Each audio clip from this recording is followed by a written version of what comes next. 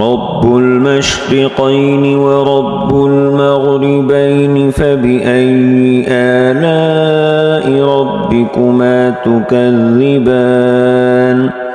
مرج البحرين يلتقيان بينهما برزخ لا يبغيان فبأي آلاء ربكما تكذبان يخرج منهما اللؤلؤ والمرجان فبأي آلاء ربكما تكذبان وله الجوار المنشآت في البحر كالأعلام